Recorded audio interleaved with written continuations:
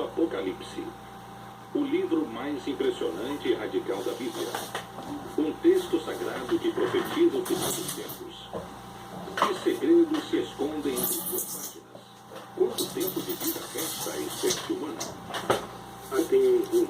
E esse final é iminente, porque estamos na etapa última das figuras.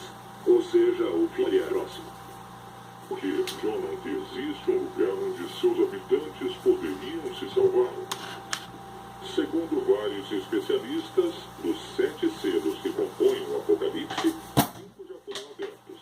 E a lista está prestes a se abrir e trará a destruição de grande parte da população.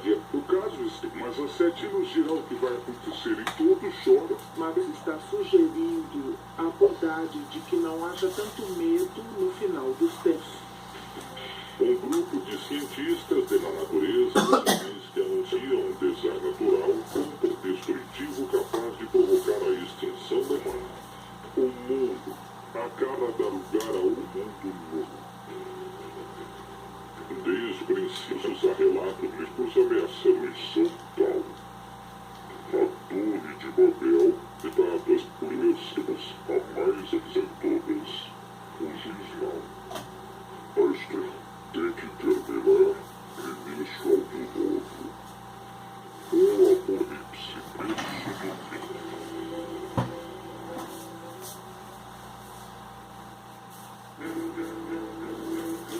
Ao longo da história, a ideia do fundo provocou numerosas teorias.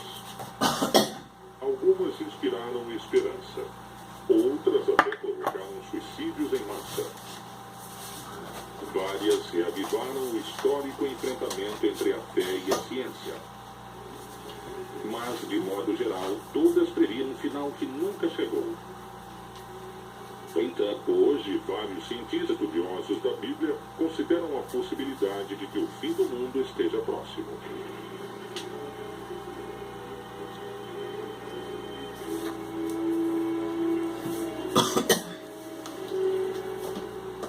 A grande quantidade de informações e o acesso imediato que temos aos fatos que acontecem no mundo nos levam a crer que são signos e sinais de que a profecia realmente está se cumprindo.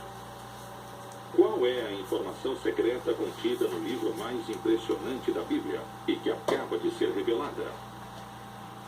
Talvez algumas respostas se encontrem no contexto em que o Apocalipse foi escrito. Palestina, ano 90. Pouco depois da morte de Jesus Cristo, os seguidores de sua mensagem cresciam em número no Império Romano. Mas, nessas terras, a ideia do Messias era sinônimo de rebelião política. O apóstolo João era uma figura-chave para os romanos.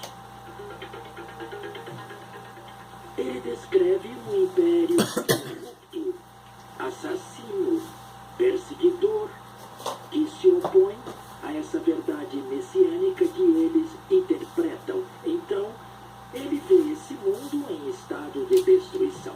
O livro do Apocalipse é uma fórmula literária em que, de alguma maneira, aqueles que o escreveram tentaram dar certa esperança às pessoas que estavam sofrendo uma perseguição. O autor do livro do Apocalipse se apresenta como um desterrado na ilha de Patmos e é geralmente identificado como o apóstolo João.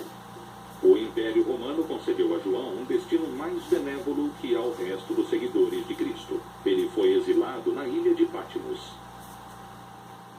Lá, ele teve as supostas revelações divinas que plasmou naquele que se tornaria o livro mais controvertido da Bíblia, o Apocalipse.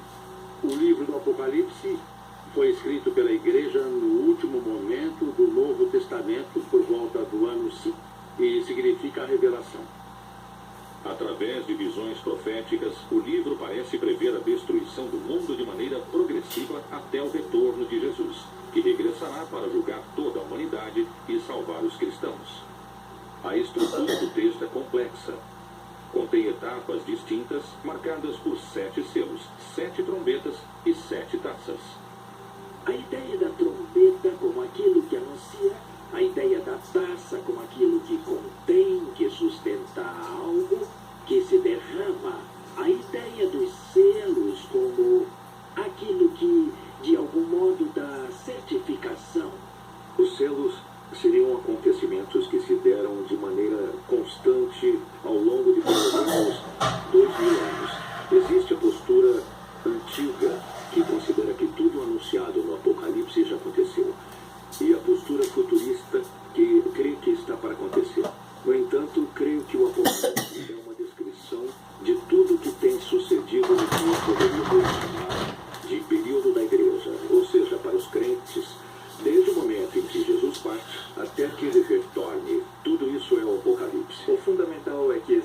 um valor da história, um julgamento da história. E quem tem o livro nas mãos é precisamente o Senhor Jesus Cristo. É Ele quem pode julgar sobre o que ocorre na história. De diferentes maneiras fala-se de uma destruição paulatina do mundo e do ressurgimento do mundo em torno de um novo céu e de uma nova terra.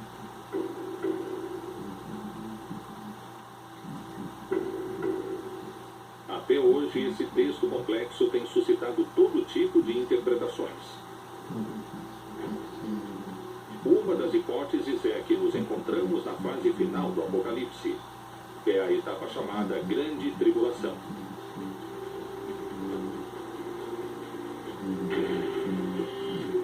Esse período se caracteriza por um dado central. Um personagem que chega depois de aberto o primeiro selo. Parei sobre a areia do mar, e vi subir do mar uma besta que tinha 7 cabeças e 10 chifres.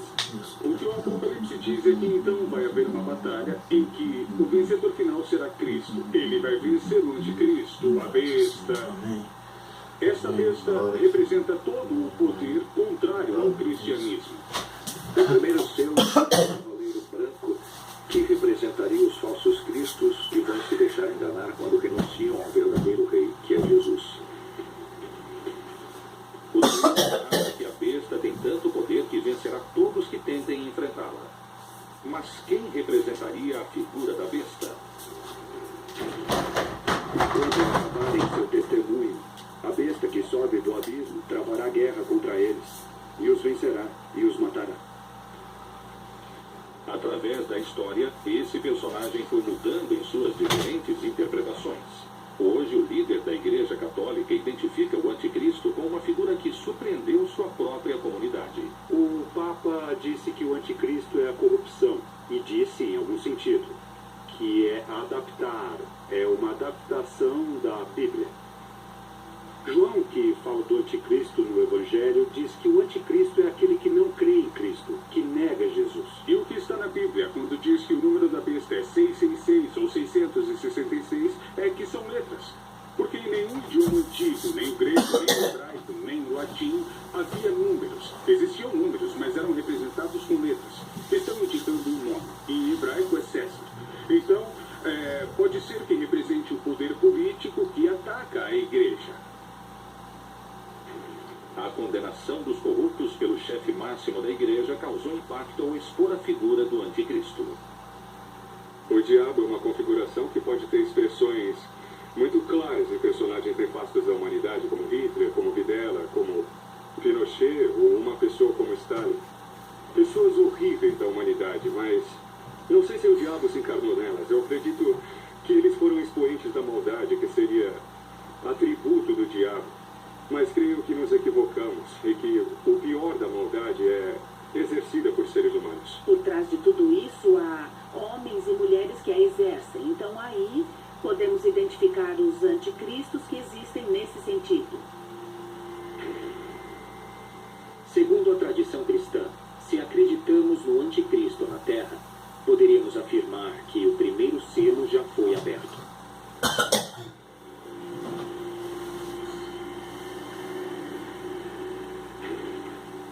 O segundo selo revela um cavalo vermelho, que significa a violência, a guerra, e que precisamente está descrevendo a guerra, a destruição da comunidade. O cavalo na América Latina, pelo menos no Cone Sul, era muito comum como meio de transporte. No Oriente Médio é muito mais restrito, há muito menos cavalos.